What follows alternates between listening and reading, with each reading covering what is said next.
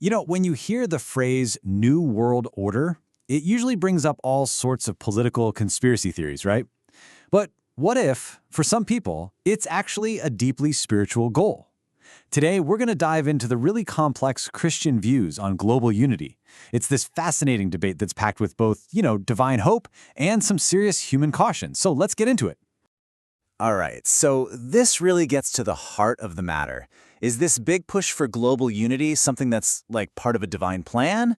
Or is it a dangerous path that we're paving all on our own? That's the core tension we're going to unpack today. Let's look at the arguments. Okay, so first up, let's look at the case for global unity.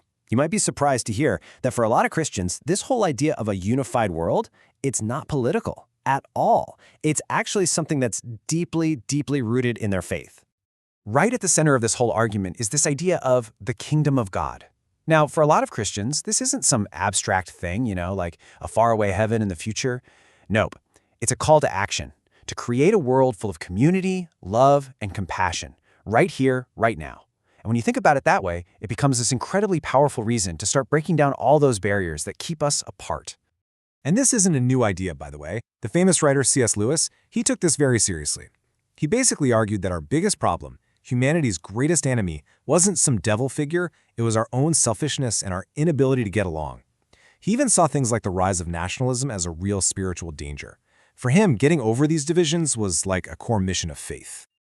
Okay, now let's fast forward to our time. You can see leaders like Pope Francis doing something really similar. He takes these huge modern challenges like climate change, and he doesn't just frame them as environmental issues, he says they're moral issues, spiritual issues that absolutely demand global cooperation. So from this perspective, the call for unity is really a call to take shared responsibility for our planet and, well, for each other. But of course, that's just one side of the coin. There's a really powerful counterargument inside Christian thought, too. It's this deep, deep sense of caution about any push for global unity that's driven purely by human ambition. And this really gets to the heart of that tension. The big concern here is that a new world order, one that's totally driven by human goals, could turn into what you might call secular humanism. What's that? Well, it's a worldview that celebrates what we can achieve so much that it starts to push the divine to the side or even replace it altogether. The fear is pretty straightforward. In trying to build a perfect world on our own, we could end up losing our spiritual soul. So let's break down what those critics are worried about.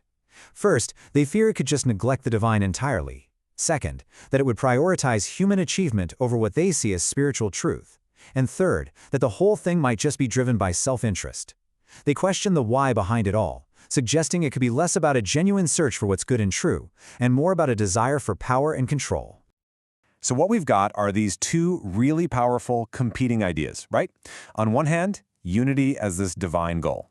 On the other, unity as this dangerous, human-made thing. So to figure out a path forward, we've got to dig a little bit deeper into the theology of it all, into the idea of a divine plan. And this brings us back to another really fundamental question. What is the ultimate divine plan? I mean, does God want a totally unified world, or does God want separate nations? The thing is, you can find parts of the Bible that seem to support both ideas. So as the source material makes really clear, the answer, well, it's not so simple. This is where this really beautiful concept of shalom comes into the picture. It's a Hebrew word, and it means so much more than just peace or, a lack of fighting. Shalom is about complete wholeness. It's about flourishing, about the well-being of everyone in every way, physically and spiritually. For many Christians, this is the real vision of God's plan, a world living in a state of shalom. And this idea isn't just an abstract theological concept.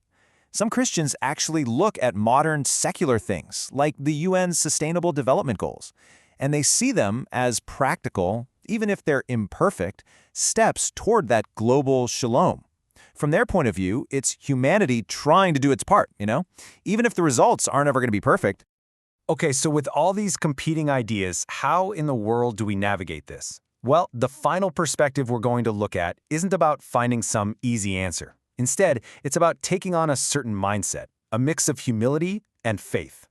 At the end of the day, the theological perspective is that any human project, doesn't matter how big or ambitious, is always happening within a much larger divine plan.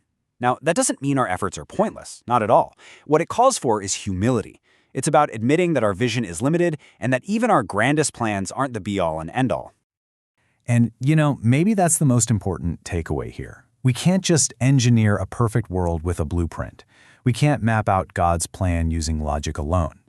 The sources really suggest that it's always going to be, at least in part, a mystery.